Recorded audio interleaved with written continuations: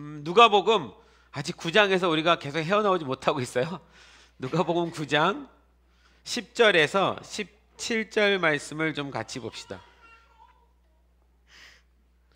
누가복음 9장 말씀에 진행되는 순서대로 가지 않고 이렇게 갔다 저렇게 갔다가 이제 다시 또 역으로 한번 올라왔는데, 지난주에 우리가 부활절을 맞이해서 변화산에서의 이야기를 나누었습니다. 변화된 몸에 대한 이야기를 나눴죠. 그 전주에 예수님께서 사람들이 나를 누구라 하느냐, 너희는 나를 누구라 하느냐, 그래서 그리스도에 대한 정체성에 대한 이야기를 나누었습니다. 이 사건 전에 오병이어 기적의 사건이 있습니다. 이걸 뛰어넘고 갈까 하다가 작년에 오병이어의 이 말씀을 마가복음 가지고 한번 나눴었는데, 다시 한번 좀 나눠야 된다는 감동이 있어서 다시 한번 좀 나누겠습니다. 여러분, 누가복음 9장 10절에서 17절까지 한번 봅시다. 제가 한 구절, 여러분들이 한 구절 읽을게요. 준비되셨죠? 사도들이 돌아와 자기들이 행한 모든 것을 예수께 여쭈니 데리시고 따로 베세다라는 고을로 떠나가셨으나,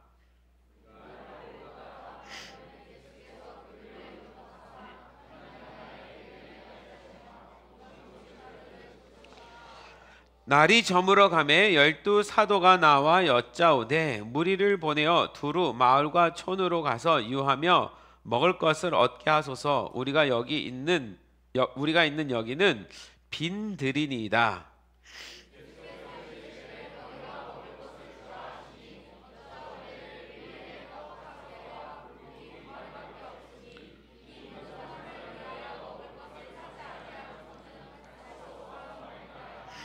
이는 남자가 한 5,000명 되미러라. 제자들에게 이르시되 때를 지어 한 50명씩 앉히라 하시니, 예수께서 떡 5개와 물고기 2마리를 가지사 하늘을 우러러 축사하시고 떼어 제자들에게 주어 무리에게 나누어 주게 하시니,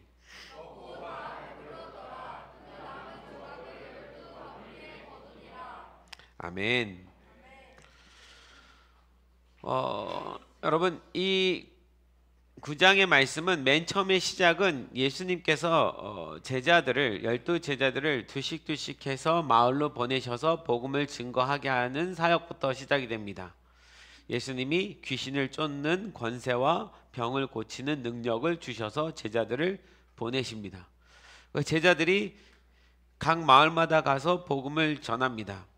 그러니까 베드로와 누구는 어느 마을, 또 뭐 안드레와 누구는 어느 마을, 이런 식으로 각자의 마을로 갔다가 돌아오는 거죠. 마치 우리가 단기 선교 같듯이.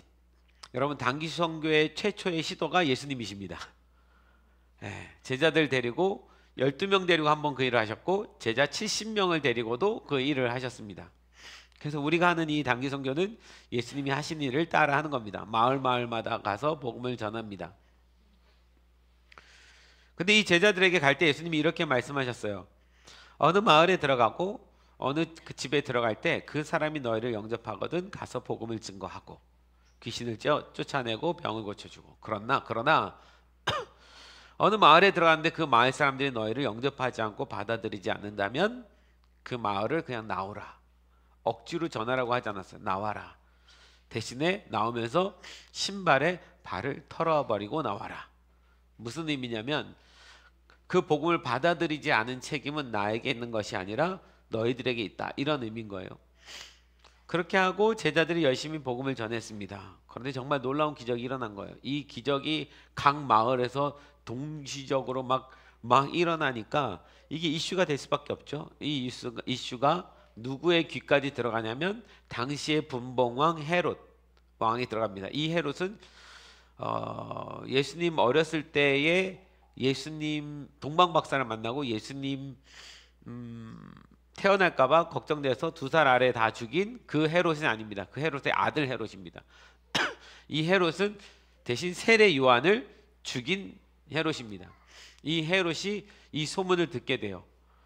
예수님과 예수님의 제자들이 엄청난 기적을 행하더라, 이 이야기를 듣고 헤롯이 완전히 마음이 무너져 버렸습니다. 왜냐하면 자기가 세례 요한을 죽였는데 그거에 대한 찔림이 계속 있거든요. 두려움은 있습니다. 그런데 그런 일이 일어나니까 야, 이 사람은 누구냐? 그랬더니 어떤 사람이 세례 요한이 다시 부활한 겁니다. 뭐 이런 얘기하니까 걱정이 될 수밖에 없죠. 선지자를 죽였으니까. 그래서 나도 예수를 한번 만나보고 싶다. 뭐 이런 얘기가 있고 난 다음에 제자들이 돌아와서 예수님께 막 보고를 합니다. 이런 일이 있었고 저런 일이 있었습니다 라고 보고를 했을 때 예수님께서 그 제자를 데리고 벳세다로 가십니다. 오늘 본문의 시작이 그겁니다. 어디로 간다고요? 벳세다. 네. 제가 오늘 이 말씀을 이렇게 다시 나눠야겠다는 마음을 갖게 된 계기가 이 벳세다라는 이 마을 이름 때문에 그랬습니다. 그래서 이 벳세다, 왜 예수님이 따로 벳세다라는 곳으로 데리고 가셨을까? 지금 여러 많은 기적을 행하고 와서 흥분되어 있는 이 친구들에게 벳세다라는 마을로 가셨어요. 들판입니다. 아무것도 없어요. 아무것도 없어요. 집도 하나도 없는, 아무것도 없는 들판으로, 벳세다라는 들판으로 데려가신 거예요. 성경에 나오는 모든 인물과 사건과 그 말씀은 하나라도 중요하지 않은 것이 없습니다. 예수님이 따로 벳세다로 가셨다면 벳세다에 가신 이유가 있는 거예요. 벳세다에서 뭔가 제자들에게 또 우리에게 말씀하고 싶은 것이 있는 거예요. 근데 이 벳세다로 가서 지금 일어난 사건이 우리가 알고 있는 오병이어 기적의 사건입니다. 오병이어는, 오병은 뭐야? 뭘까요? 오병은 병이 무슨 병이에요? 떡병자입니다. 떡. 그래서 오 5가지 떡. 이어는 뭐예요? 물고기 2마리. 그래서 오병이어. 성경에는 오병이어라는 단어가 없습니다. 물고기 2마리랑 떡 5개. 이 떡은 쌀떡입니까? 보리떡입니까? 네, 다른 본문에 보면 보리떡으로 나옵니다. 쌀떡 아닙니다. 이 보리떡과 이 물고기 2마리를 가지고 5,000명이 먹는 기적의 사건이 일어납니다. 남자만 5,000명이 먹는 기적의 사건이 일어나죠. 사진 한번 띄워봐 주시면, 예수님께서 오병이어 기적을 일으키실 때 50명씩 무리로 앉으라고 그랬습니다. 5,000명을 어떻게 계산하고 환산할 수 있었냐면 50명씩 앉혀서 이 떡을 나눠주는 거예요. 그래야 누구는 받고 누구는 못 받고가 안 돼요. 여러분, 가난한 사람들에게 물건 나눠줘 봤어요? 받고 또 받고 받고 또 받고 하는 거 알죠? 받고 챙기고 돌아서서 또 와서 줄 서서 또 받고. 그래서 난민촌에 가서 우리가 먹을 걸 나눌 때요, 못 일어나게 합니다. 와서 줄 서서 뭐 이렇게 못하게 합니다. 그럼 또 돌아. 그럼 마지막에는 못 받는 사람 나오면 폭동이 일어납니다. 그래서 어떻게든 잘 다 나눠줘야 되는데, 그래서 예수님께서 하신 일이 50명씩 나눠서 앉혀놓고 그 다음에 떡을 떼십니다. 물론 첫 번째 보리떡 5개와 물고기 2마리가 들어있는 바구니가 있죠. 도시락 바구니가 있죠. 이 바구니서부터 출발합니다. 이 바구니는 어떤 어린아이가 가져온 도시락이에요. 이 도시락을 가지고 그 다음에 예수님께서 몇 바구니를 준비하시겠습니까? 11바구니를 더 준비시키시죠. 왜요? 제자들이 12명이니까 예수님이 가지고 계신 바구니 하나 11바구니, 그럼 12바구니죠. 그래서 예수님이 기도하시고 이 바구니에서 물고기 2마리와 보리떡 5개를 베드로가 들고 있는 바구니에다가 넣어줍니다. 그러면 예수님 바구니에는 없어야 되잖아요. 그런데 기적이 일어났죠. 넣어줬는데 또 있는 거예요. 그 다음에 예수님께서 다른 안들의 바구니에다가 또 넣어줘요. 그럼 예수님 바구니 없어야 되는데 또 생기는 거죠. 이게 기적이지 않습니까? 그렇게 해서 12바구니가 만들어집니다. 그럼 12제자가 한 사람씩 그 50명을 찾아가는 거예요. 그래서 나눠줍니다. 그런데 사람들이 다 보고 있어요. 앉아서 다 보입니다. 분명히 그 떡과 그 물고기는 한 바구니에 시작이 됐어요. 근데 그게 바구니에 담겨졌는데, 그래서 이 사람한테 보리떡 2개와 물고기 5개를 줬어요. 그럼 자기가 보는 앞에서 여기 있는 걸 줬는데 여기 또 있고 자기가 받은 거예요. 이 기적이 한 번만 일어나도 놀라운 기적인데 5,000명이 받을 때까지 일어나는 거예요. 놀랍지 않습니까? 여러분, 이 일이 가능한가요? 우린 가능하다고 믿으시죠? 할렐루야. 아니, 하나님이 이 세상을 창조하신 분이면 그거 어렵겠습니까? 그렇게 해서 이제 5천 명이 나눠서 이제 먹는 거예요. 자, 여기서 몇 가지 제가 질문을 좀 던지고 그거에 대해서 우리가 서로 생각해 보는 시간 가질 건데, 첫 번째는요, 여기 모인 사람의 수가 몇 명이죠? 5천 명입니다. 근데 남자만 5천 명이라고 기록한 것을 보면 여자의 수는 셌다 안 셌다? 안 셌다. 어린아이는 셌다 안 셌다? 안 셌다.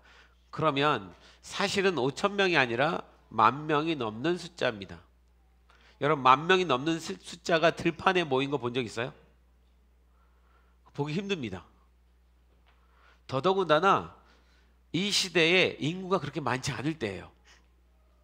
그리고 저 갈릴리라는 지역은 변방입니다. 도시, 화려한 도시가 아니에요. 예루살렘이 아닙니다.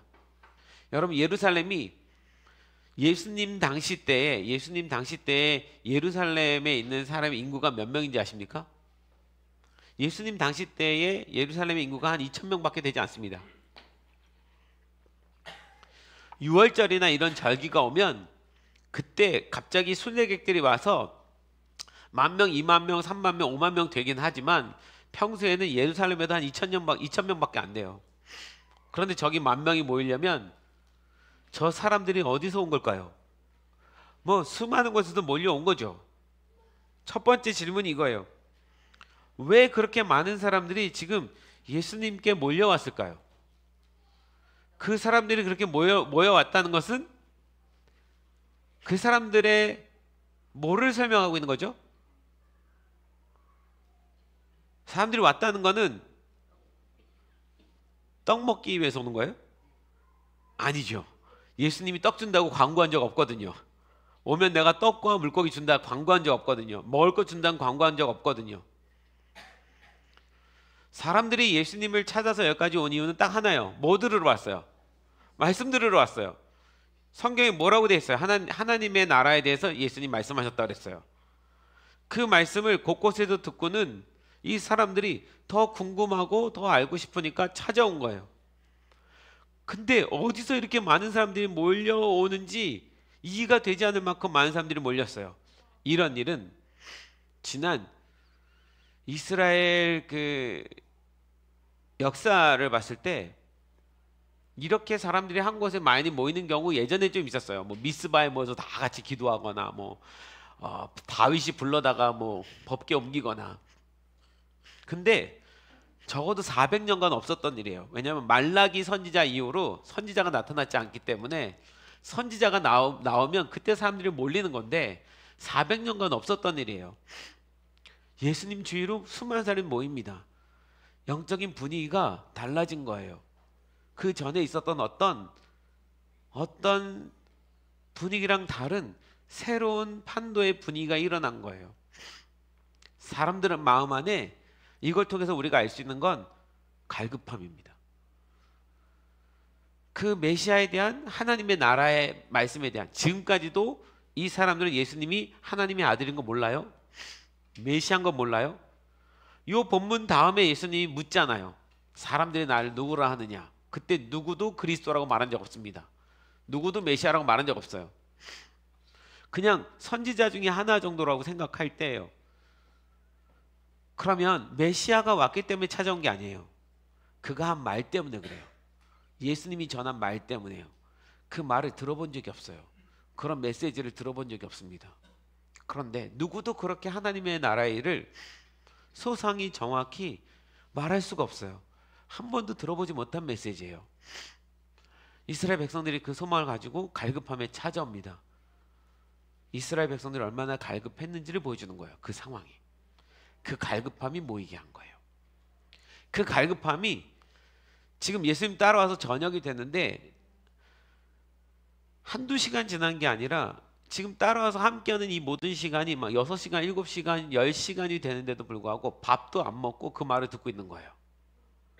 여러분, 제가 지금 설교를 시작해가지고 6시까지 설교를 한다고 생각해 봅시다. 그래서 오늘 우리 밥 준비한 거 밥 못 먹어요. 그럼 여러분 어떻겠어요?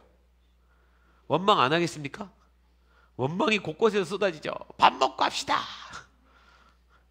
쉽지 않은 일이에요. 근데 밥 먹는 사실도 다 잊어버렸어요. 배고프다는 거 뭐 이런 거 다 잊어버렸어요. 그냥 거기에 다 심취돼 버린 거예요. 문제는 뭐냐면 뉘엿뉘엿 해가 졌어요. 저녁이 됐어요. 집에 가서 자야 되는데 집에 갈 수 없는 시간이 돼버렸습니다. 이 사람들은 어디서? 들판에서 자야 돼요. 그 상황까지 예수님 못 떠나는 거예요. 제가 표현했죠. 그 이유가 뭐라고요? 갈급함이요. 기적은 갈급하면서 시작됩니다. 갈급해야 시작되는 거예요. 어떤 부흥의 조짐도 갈급하면서 옵니다. 내 내면 안의 영적인 부흥도 갈급하면서 와요. 갈급하지 않은 사람에게는 아무 일어나지 않습니다. 주님은 갈급함 먼저 주시고 그 갈급함이 일어나 보시고 거기서 기적과 부흥이 일어나게 하는 거예요. 여러분, 우리 갈급함 잃으면 큰일 납니다. 할렐루야. 내가 내 안에 어떤 갈급함을 잃어가고 있는지 아닌지를 체크하셔야 됩니다. 내가 갈급함을 잃지 않았다는 걸 어떻게 알아요? 말씀을 그렇게 보고 싶어요. 말씀을 이렇게 듣고 싶어요. 들었는데 그 말씀이 떠나지 않아요. 계속 생각해요. 계속 하나님 마음이 무엇인지 확인하게 돼요. 또 찾게 돼요. 하나님의 뜻이 뭔지 알면 거기에 내가 순종하고 싶어요. 이게 갈급함입니다. 사람들이 얼마나 간절했는지를 지금 보여주는 장면이에요. 그러니 예수님도 이제 이 상황이 됐는데 문제는 날이 저물고 제자들이 자기네도 배가 고프고 예수님께 와서 얘기하는 거예요. 이 사람들이 아무것도 먹은 게 없는데 예수님 어떻게 합니까?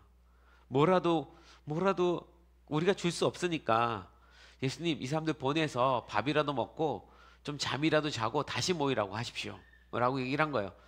여러분, 현실적으로 똑똑한 이야기입니다. 그렇게 하는 게 맞아요. 예수님이 근데 뭐라고 하셨는지 아십니까? 이 장면이 되게 이상한 장면이에요. 예수님 뭐라고 하셨는지 보세요. 몇 절이냐? 13절. 예수께서 이르시되 너희가 먹을 것을 주라. 몇 명한테요? 1만 명한테요. 너희가 먹을 것을 주라. 빈들이에요. 상점 없습니다. 뭐 우리가 여기서 이렇게 하다가 막 급하면 막 노브랜드 가서 사오면 되고 롯데마트 가서 사오면 되고, 그런데 그게 아니에요. 너희가 먹을 걸 주라. 여러분, 이 말이 되는 말입니까? 말이 안 되는 얘기입니까? 말이 안 되는 얘기예요. 너희가 어떻게 너희가 먹을 것을 주라 라고 말씀하셨어요. 자, 두 번째 질문입니다. 왜 예수님은 너희가 먹을 것을 주라라고 하셨을까? 먹을 것 줄 수 없는 상황인데, 도저히 불가능한 일인데, 지금 어디 가서 돈이 있더라도 먹을 걸 살 것이 없고, 문제는 돈도 없고, 예수님이 너무 태연하게 너희가 먹을 것을 주라 그랬어요. 우리가 이 오병이어 기적의 사건을 예수님이 기도하시고 일으킨 기적의 사건이라고 합니다. 예수님은 분명히 당신이 행하실 거예요. 그러면 그냥 본인이 하시면 되지, 약 올립니까? 너희가 먹을 것을 주라. 제자들이 할 수 없는데 본인이 하실 거면서 그 말은 왜 하시는 거예요? 이 말은 너희들도 할 수 있다라는 얘기입니까? 못한다는 얘기입니까? 사실 할 수 있다는데 경험은 본 바가 없으니까 못하겠는 거죠. 도저히 불가능해 보이는 숙제를 내준 겁니다. 그 예수님이 제자들과의 그 만남에 있어서 이런 일들이 많아요. 불가능한 숙제 같은 이야기를 자꾸 던지는 거예요. 수수께끼 같은 이야기를 던지는 거예요. 할 수 없는 이야기들을 자꾸 던지는 거예요. 제자들이 벙쪘죠. 이게 무슨 소리지? 그래서 그 중에 제자 중에 하나가 이런 얘기를 합니다. 좀 현실적으로 계산이 빠른. 이 사람은 분명히 T예요. T고 E입니다. ET예요. E니까 나서서 예수님께 와서 뭐라고 얘기하면서 굉장히 계산적으로 말하는 ET가 등장합니다. 그래서 그 제자가 뭐라고 얘기합니까? 예수님, 이게 말이 안 되는 게 이 사람들 우리가 먹이려면 얼마가 듭니까? 다른 본문에 보면 얼마가 든다고 나와 있을까요? 200데나리온이 듭니다. 200데나리온이나 듭니다. 10,000명을 먹이는데 200데나리온이나 듭니다. 이 돈이 어디 있습니까? 라고 돈 없음을 먼저 얘기하는 거예요. 여러분 알잖아요. 예수님도 빈털터리, 제자들도 빈털터리. 아무것도 없는 사람인데 너희가 주라라고 했을 때 제일 먼저 뭐 계산부터 하는 거예요? 돈 계산이요. 여러분 하나님의 나라의 일은 돈 계산으로 되지 않습니다. 근데 저도 돈부터 먼저 생각하게 돼요. 뭘 하게 되면 돈은 어떻게 하지? 이 생각이 먼저 들어요. 그럼 못합니다. 하나님은 그걸 깨고 싶어 해요. 필요하면 하나님이 주신다요. 오병이어 기적처럼. 네가 믿는다면. 그런데 돈이 없어요 라고 하면 거기서 끝나는 거예요. 더 이상 나가지 못합니다. 예수님이 그걸 가르쳐 주시는 거죠. 이 시간 갑자기 정예현 친구분께서 등장하셨습니다. 안녕. 네, 어디 함께 가려고 잠깐 들렸는데 그냥 잘 왔으니까 박수. 네. 네. 어색하게 앉아있는 것보다 한번 퉁치고 가는 게 편해요. 그래서 예수님은 제자들에게 그걸 가르쳐주고 싶은 거예요. 앞으로 제자들은 온 세계를 돌아다니면서 복음을 전해야 될 사람입니다. 돈 생각하면 아무것도 못하는 거예요. 이건 돈 문제가 아닌 거예요. 제가 선교를 처음 시작했을 때 첫 해 22살이죠. 1992년도에 첫 선교를 갔을 때 그 비행기 값이 없어가지고 진짜 매일 모여서 기도하면서 울었던 거 기억나요. 하나님 우리한테 비행기 값 달라고. 그게 첫 시작이었어요. 도저히 그 비행기 값을 마련할 수 없을 것 같았습니다. 모인 멤버들이 가난해도 그렇게 가난할 수가 없어요. 근데 우린 비행기 값도 마련해야 되죠. 한 달간 우리가 훈련한 훈련비 만들어야 되죠. 선교지에 가서 먹고 자는 거 만들어야지 되죠. 거기서의 교통비 만들어야 되죠. 선교사님 선교비도 드려야 되죠. 이 비용을 감당할 수가 없는 거예요. 믿음으로 시작했으나 참 감사하게요. 하나님이 첫 해에 저희가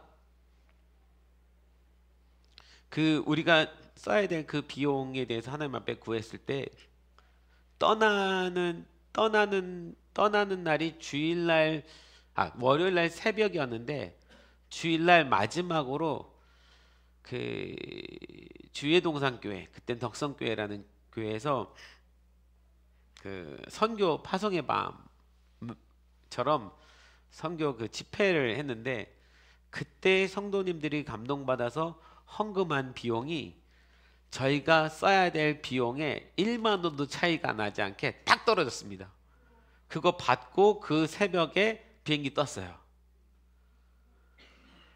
그래서 비행기 값을 언제 지불했냐면 그날 지불했어요. 주일날.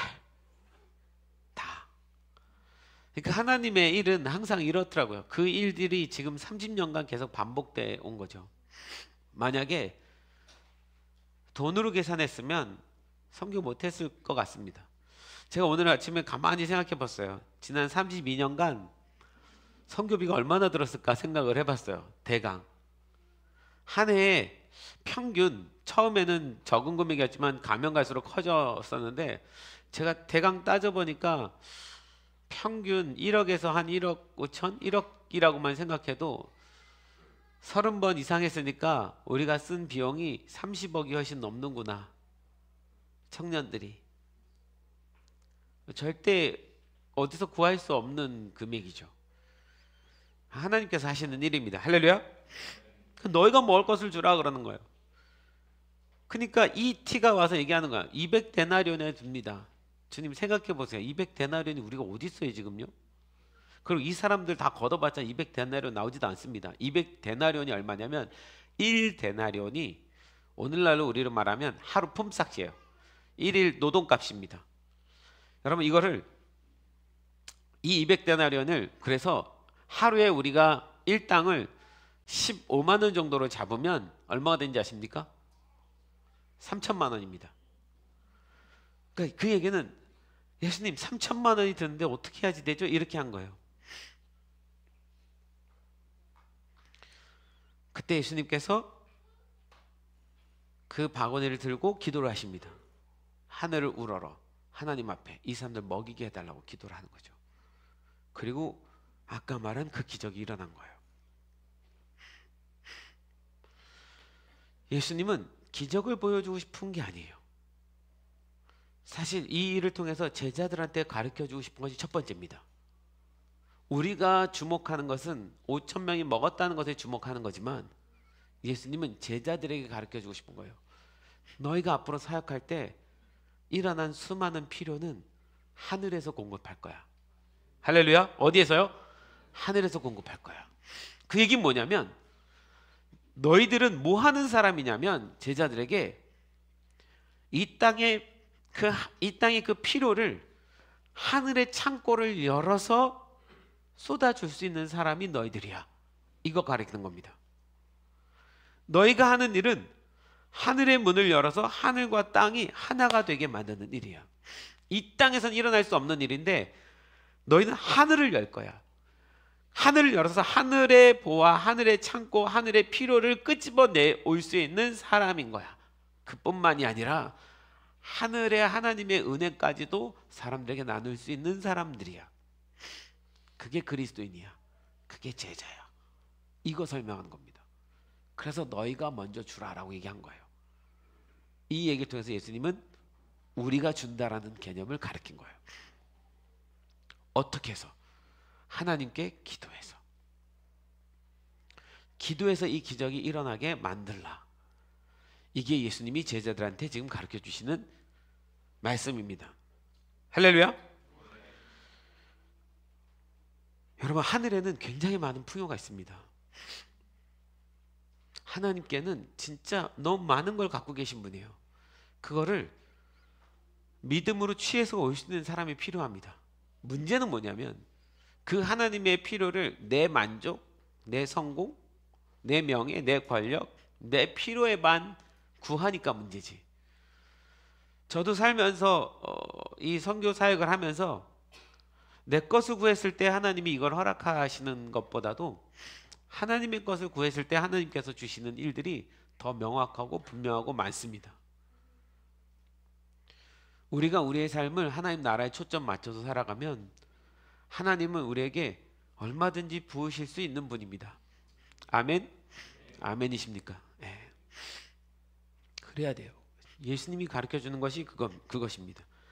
그래서 너희가 먼저 주라고 얘기하는 겁니다. 제자들이 예수님이 승천하시고 복음을 전하러 땅 끝까지 갈 때 저는 이 오병이어의 기적의 사건을 끊임없이 떠올리고 생각했을 거라고 생각합니다. 어떤 필요가 있을 때마다 주님은 그렇게도 공급하셨지. 우리에게 주신 능력은 하늘을 여는 능력이지. 우리가 가는 곳마다 하나님의 나라가 거기 임재하게 하는 거지.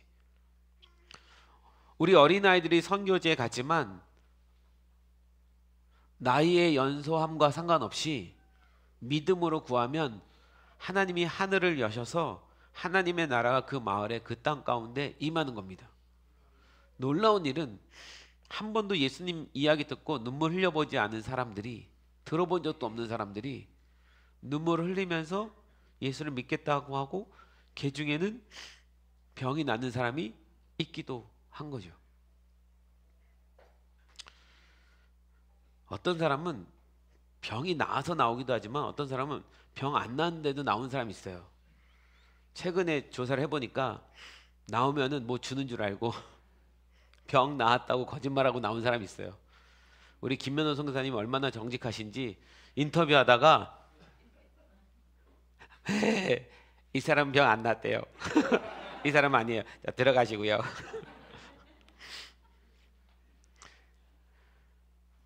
근데 저는 그런 생각도 들어요. 그 사람이 아직 믿음이 부족하니까 그렇다 치더라도 그 앞에까지 나온 게 귀하다. 어쨌든 근데 실제로 병 고침을 받은 사람들이 더 많습니다. 가짜도 있지만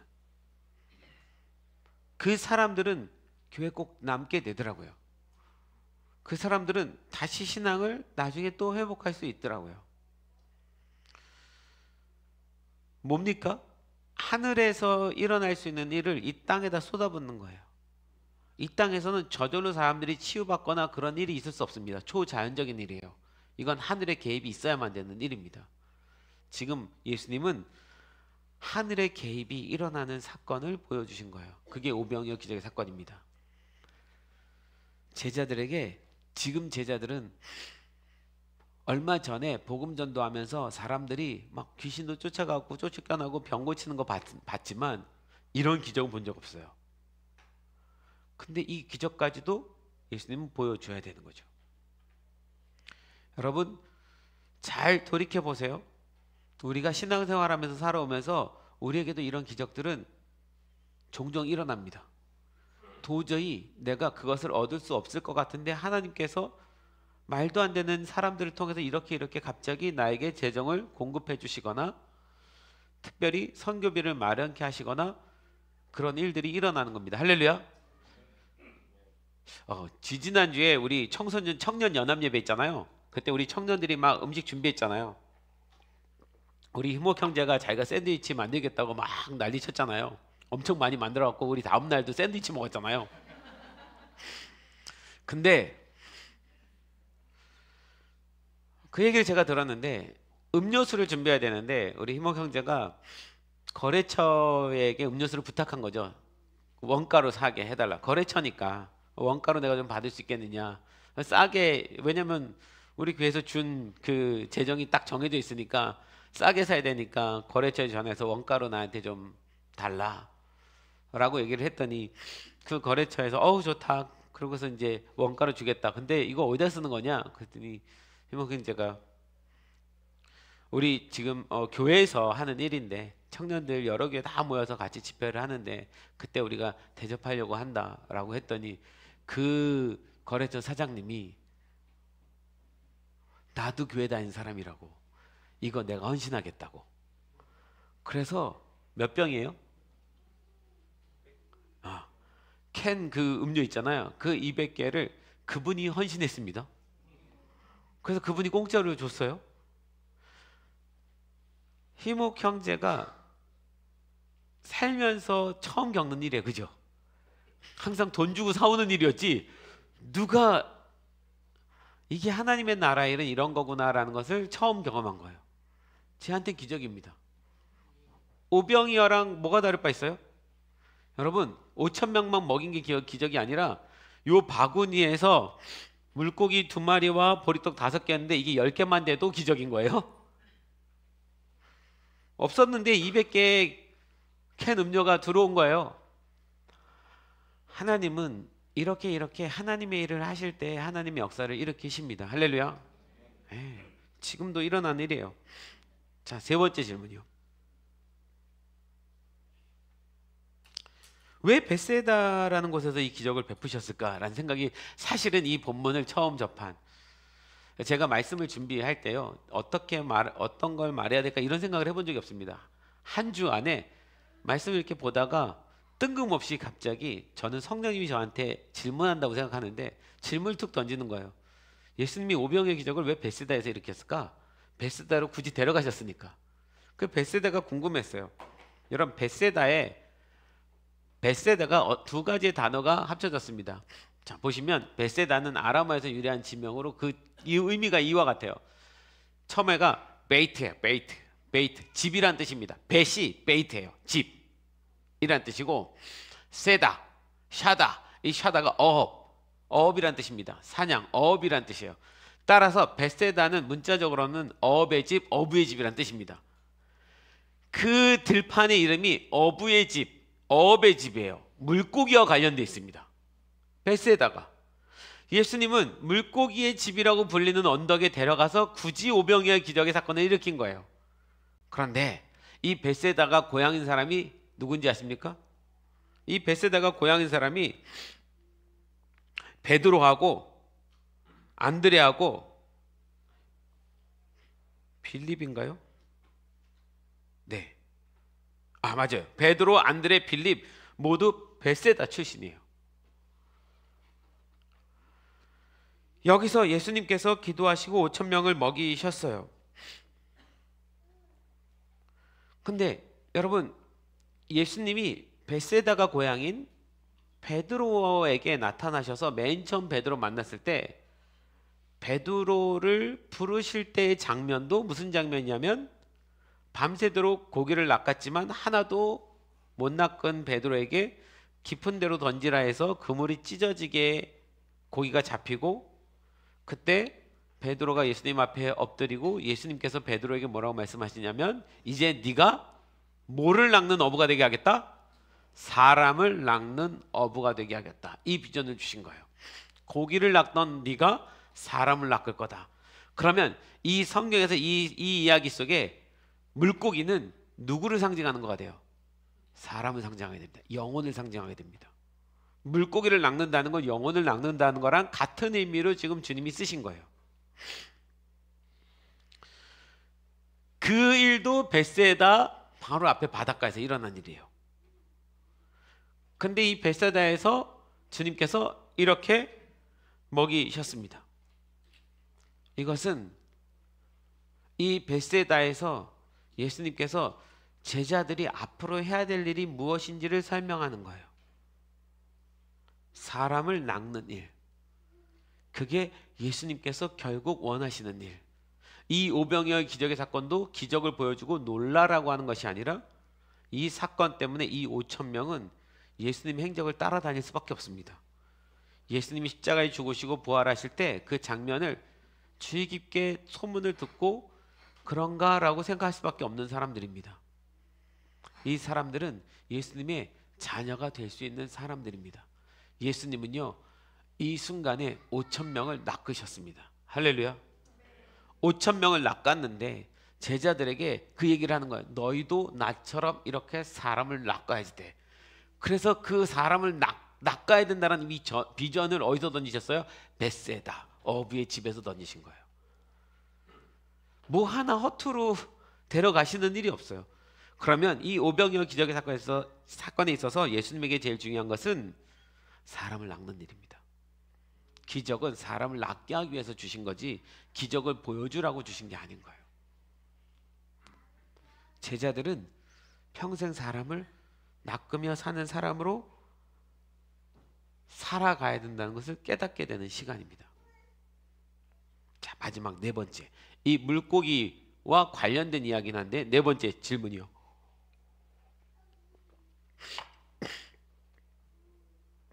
오병이어는 보리떡 5개하고 물고기 2마리잖아요.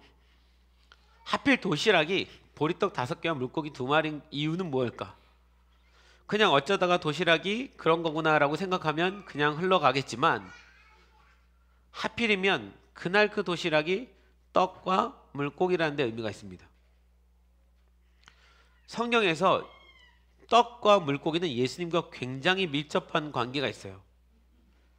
우리가 아는 것처럼 성찬할 때 우리가 떡을 떼지 않습니까? 그 떡은 누구라고 표현하죠? 예수님의 몸이라고 표현합니다. 예수님의 살이라고 표현하는 거예요. 또 떡은 뭐예요? 예수님의 말씀을 표현하기도 합니다. 사람이 떡으로만 살 것이 아니요 하나님의 말씀으로 살 것이니라. 떡은 말씀을 의미하고 예수님을 의미해요. 이 오병이어 기적의 사건 속에서 이 사람들이 5천 명의 사람들이 그 기적을 보고서 제일 먼저 떠올린 사건이 뭘까요? 제일 먼저 떠올린 사건, 과거의 선조들이 경험했던 어떤 사건이 떠오릅니다. 뭐가 떠오를까? 맞나? 네 말이 맞나? 안 맞나? 맞나? 맞아요. 네, 만나 사건이 떠오르는 거예요. 왜냐하면 하늘에서 떡이 내려왔거든요. 따지고 보면. 그래서 그 만나 사건은 이 이스라엘 백성들에게 어떤 의미가 있냐면 언젠가 메시아가 오면 우리를 이렇게 먹일 거야 라는 그 마음이 있는 거예요.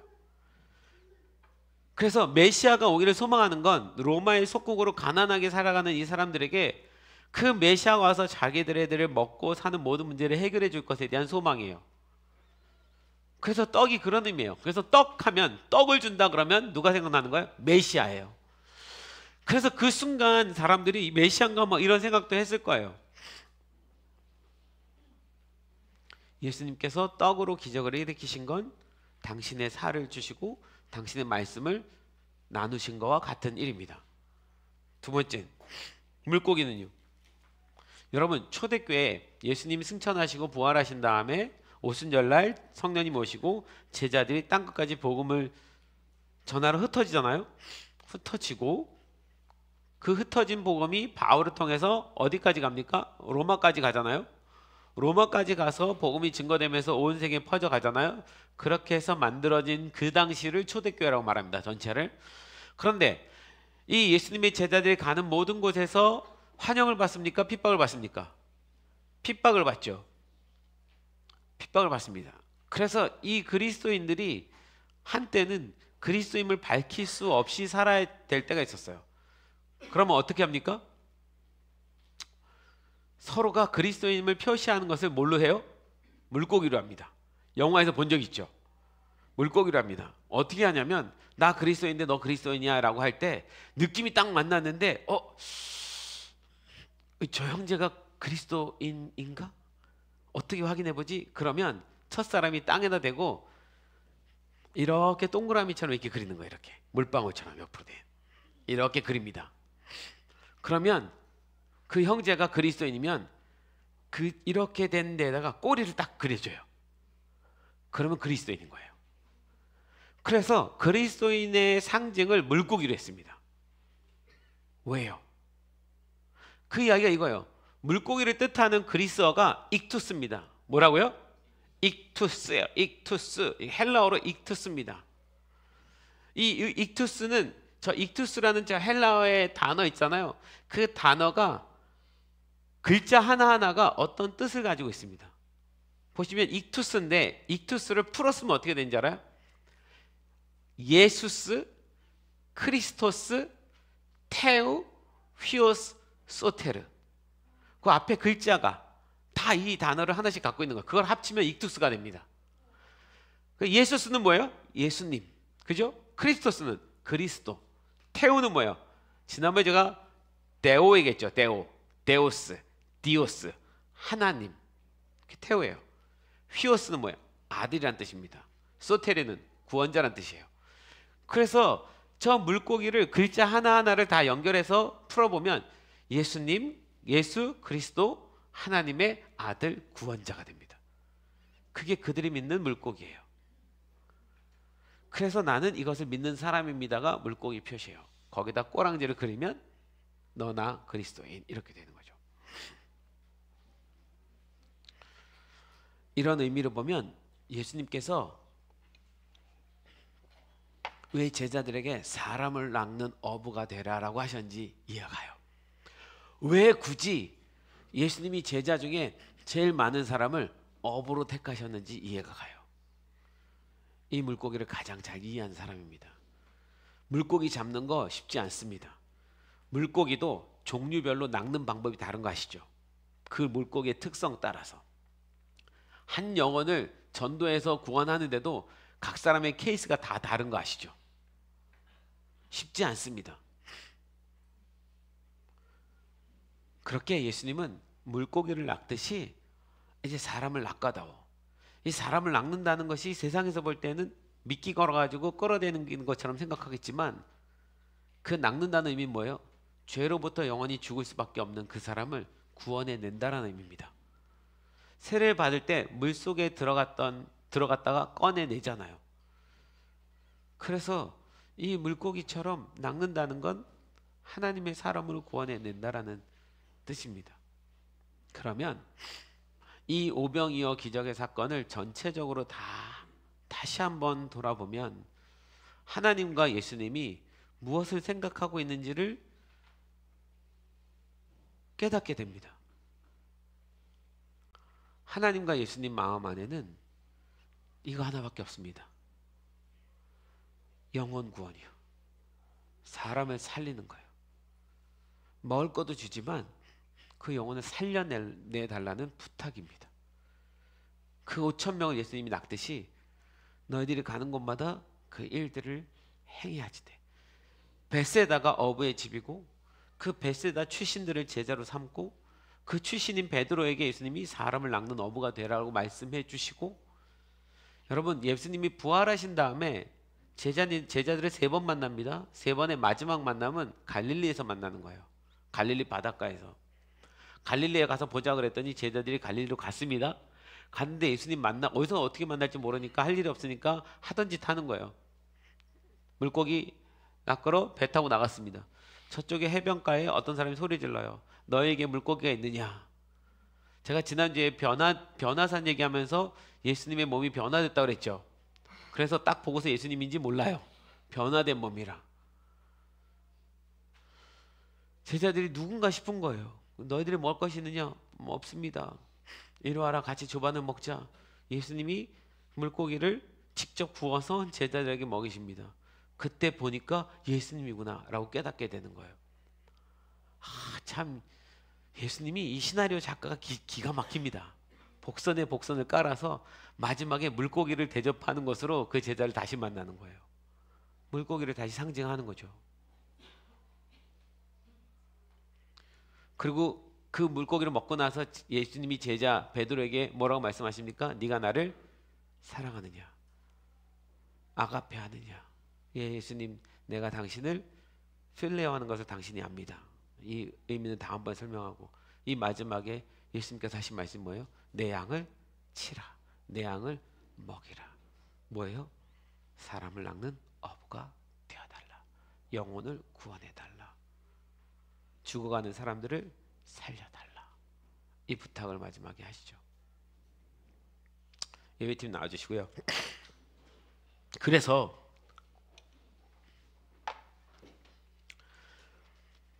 여러분,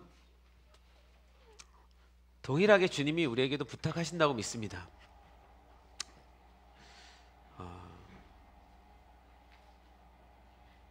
어쩌면 우리 인생도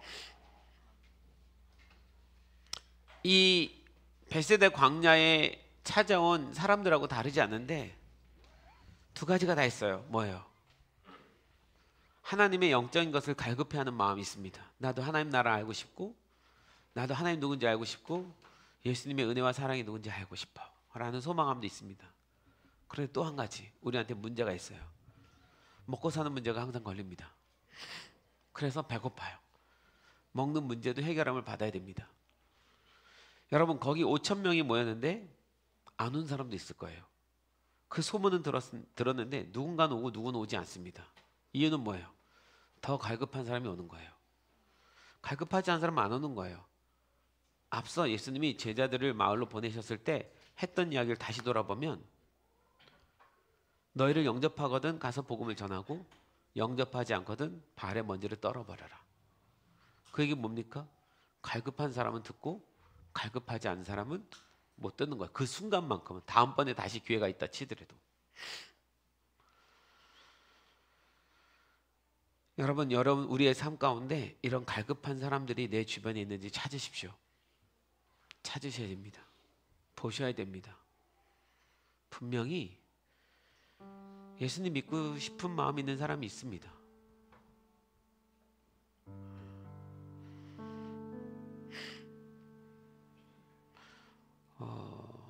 최근에 우리 희망성대가 여러 지체들을 이렇게 방문하게 하잖아요. 그냥 한마디 던지는 거죠. 너 교회 갈래? 평소에 쓰지 않는 말이었지만 반응하는 건 그 마음에 갈급함이 있으면 나 가고 싶어요. 가도 돼? 물론 그게 믿음을 설명하는 건 아닙니다. 갈급함이죠.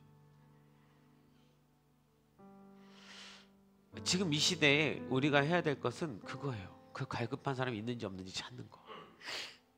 그리고 말해줘야 됩니다. 교회를 가자라고 하든 내가 예수님의 어떤 복음을 전하든. 제가 우리 이 설교가 이렇게 영상에 나가잖아요. 지난번에 들으니까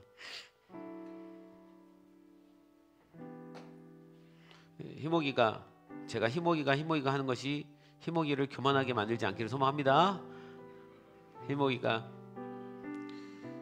제가 묵상 올린 거를 믿지도 않는 친구들한테 보내주는 거야. 그냥 내가 감동이 됐으면 너도 한번 이거 들어봐. 그리고 설교 영상을 막 보내주는 거예요. 이건 네가 들었으면 좋겠다 그러고. 그러니까 그걸 듣는 친구들 중에 한번 가볼까 했을 때 소망감 있는 친구가 오는 거죠. 어쩌면 우리는 너무 오랫동안 예수를 믿는 바람에 나한테는 익숙해졌지만 내 주변에 있는 갈급한 사람들을 놓치고 살아가는 사람들이 되었는지 몰라요. 우리가 선교지로 가서 복음을 전하는 일은 해마다 해왔던 일이고 열심히 잘하고 있습니다. 근데 우리 주변에 주님이 우리에게 원하는 건 우리가 벳세다가 되기를 원하는 거예요. 어부의 집이요, 사람을 낚는 집이요. 이 빌라델비아가 벳세다가 되기를 원하십니다. 할렐루야. 여러분 일하다 만나는 손님 중에 때때로 필요하면 예수님 믿으십니까? 물어볼 수 있어야지 돼요.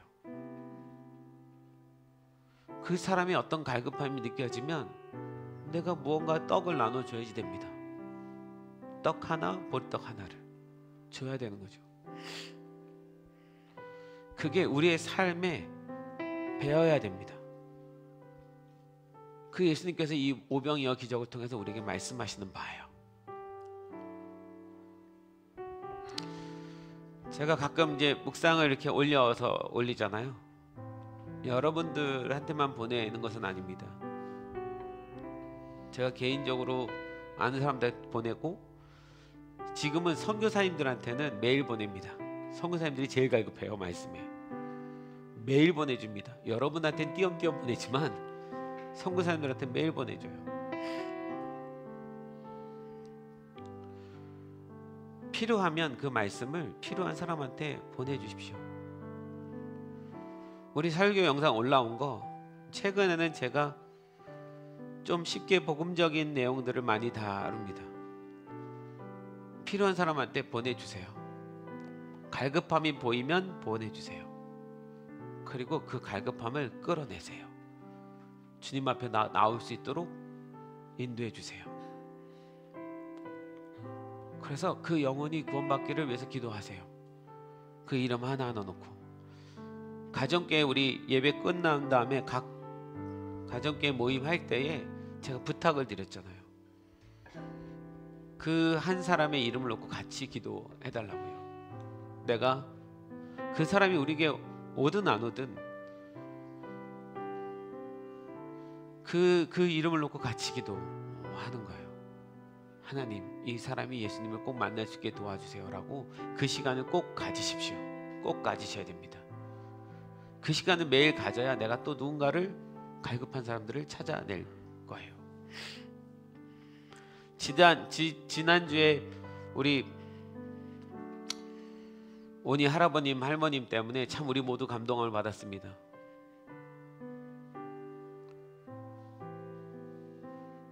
제가 세례를 주다가 기도하다가 우리 아버님에서 기도하는데 나도 모르게 툭 나온 말 때문에 제 마음이 이렇게 했는데 너무 오랜 시간이 걸렸습니다. 이 말에. 이번 주에 한 목사 정원 사모랑 통화를 했는데 감사 인사하느라고 전화가 왔더라고요.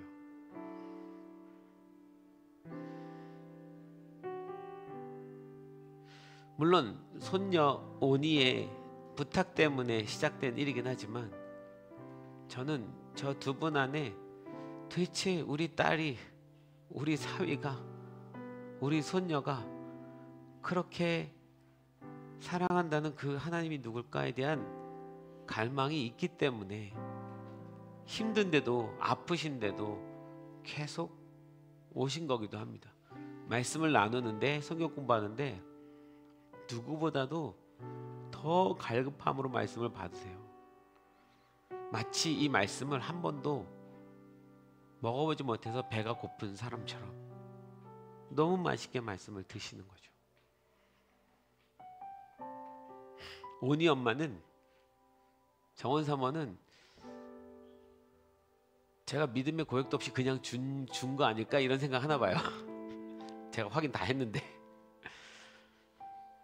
도저히 우리 아버지가, 우리 엄마가 그럴 거란 상상을 못 해봤다는 거죠. 그런데 아니에요. 하나님은 두 분을 찾고 계셨고 그 두 분 안에 갈망함을 주셨고 그것이 이제 시작이 된 거죠. 오니가 잘한 거죠. 할아버지 할머니 꼭 나가봐. 누군가 불러야 오는 거거든요. 여러분, 그 사람을 낚는 어부의 비전을 우리 잃어버리지 맙시다. 여러분, 하셔야 됩니다. 그 위해서 필요한 모든 것들을 다 행하십시오. 그게 예수님께서 우리에게 원하시는 일입니다. 물고기가 그 의미입니다.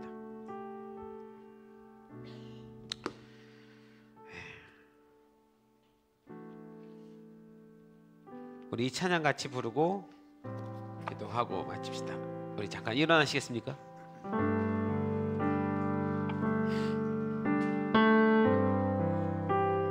이곳에 임하신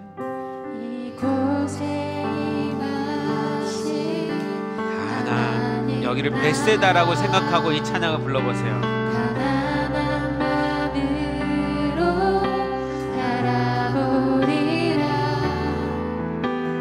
먼저 그 나라 그 뜻 구하며 나의 삶 드리리.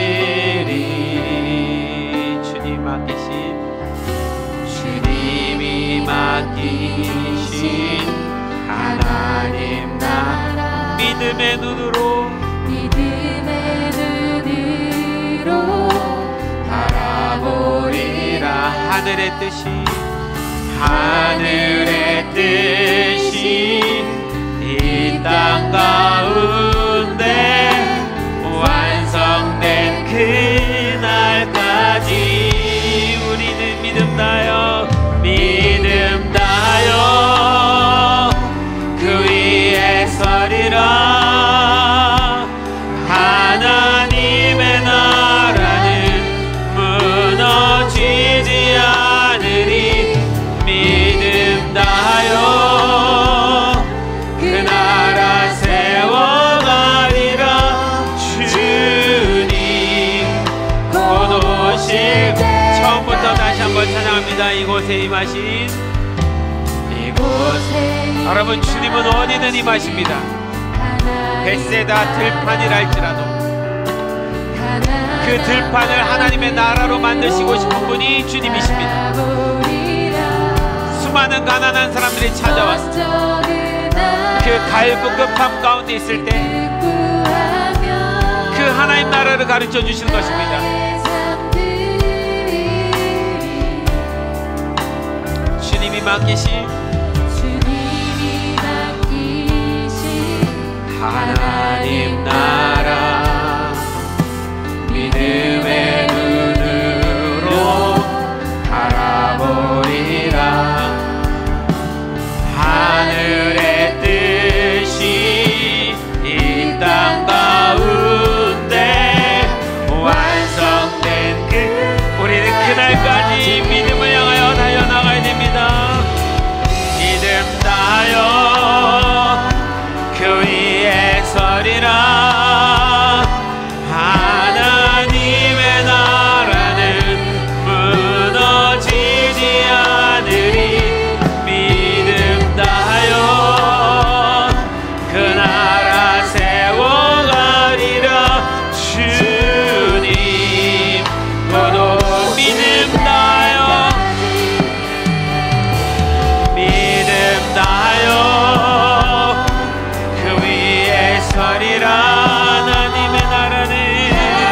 하나님의 나라는 무너지지 않으리. 믿음 다여 그 위에 세워가리라. 우리 한 번 더 고백하고 기도합니다. 믿음 다여 믿음 다여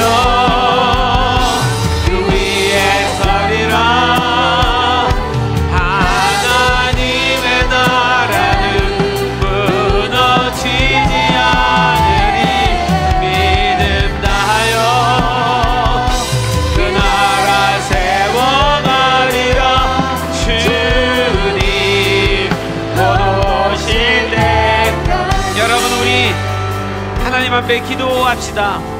주님, 나를 사람 낚는 어부가 되게 도와주십시오. 이 비전과 사명을 잃어버리지 않게 도와주십시오. 나도 내 주변에 나로 하여금 만나는 모든 사람들 가운데 예수 그리스도를 증거하는 사람을, 그 사람의 그 사명을 잃어버리지 않고 살아가게 도와주십시오. 우리 그렇게 주님 앞에 한 번 더 다짐하면서 기도하면서 나아가겠습니다. 기도합니다. 예, 주님 우리에게 이 사명을 주셨습니다. 모든 믿는 자에게 사람을 낚는 어부가 되라고 하셨습니다. 수많은 사람들이 갈급해서 예수님을 찾아오고 또 찾아오고 싶어합니다. 주님, 그때 그들에게 떡과 물고기를 나눠줄 수 있는 믿음의 사람들이 필요합니다. 우리 빌라델비아 성도들, 주님 그 사명을 감당할 수 있도록 도와주시옵소서. 우리의 삶의 주변의 환경 속에서 만나는 수많은 사람들에게, 주여 그 갈급한 사람들에게 예수 그리스도의 삶을, 그 떡과 잔을, 그 물고기를 나눠줄 수 있는 주님 당신의 자녀들이 되게 도와주시옵소서. 게으르지 않게 도와주십시오. 잃어버리지 않게 도와주십시오. 넉넉고 있지 않게 도와주십시오.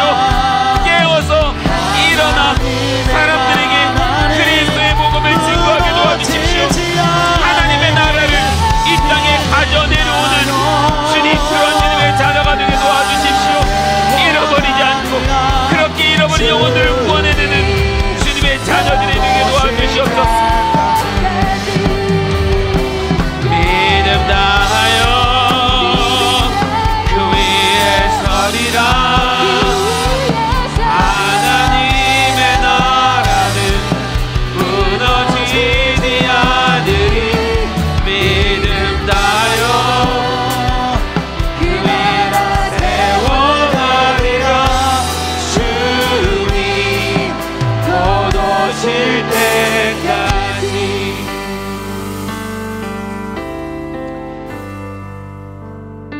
여러분, 오늘 이후로 다시 우리의 마음을 다집시다. 때가 가까우고 세상은 참 악하지만 그럼에도 그 주님을 만나고 싶은 갈급한 사람들이 있습니다. 누군가 불러주기를 바라는 분들이 계십니다. 확인하고 그 안에 갈급함이 보이면 여러분, 우리가 떡을 나누고 물고기를 나눠줘야 됩니다. 예수님 말씀을 나눠줘야 됩니다. 그래서 그 영혼이 살아나야 합니다. 우리 빌라델비아가 벳세다가 되어야 됩니다. 우리 가정이 벳세다가 되어야 됩니다. 내가 그 어부가 되어야 됩니다. 그 사명을 잊지 않게 도와주십시오. 여러분, 지켜주십시오.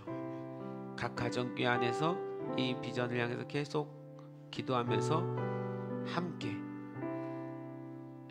그 영혼을 기도하는 그 문화가 아름답게 일어나길 소망합니다. 주님, 오병이어 기적의 사건을 통해서 하나님, 예수님 당신이 무엇을 꿈꾸고 원하시는지를 봅니다. 갈급한 이 땅의 사람들을 봅니다. 메시아를 만나고 싶고 찾고 싶고 하나님 나라에 대한 소망을 갖고 싶어하는 사람들이 있음을 봅니다. 주님, 우리 주변에도 분명히 많을 것입니다.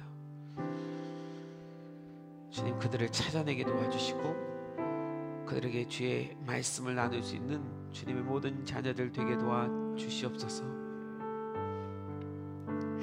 언젠가 이 땅에 주님 통일을 허락하실 것을 믿습니다. 2천만 명의 3천만 명의 북한의 주민이 있습니다. 그들을 우리는 구원해야 됩니다. 그들에게 떡과 물고기를 나눠줘야 됩니다. 우리의 삶에 이 사람을 낚는 어부로서의 정체성을 가지고 살아가게 도와주십시오. 그래서 그 주님 오신 그날까지 우리가 이 사명 속에 살아가는 주님의 자녀들을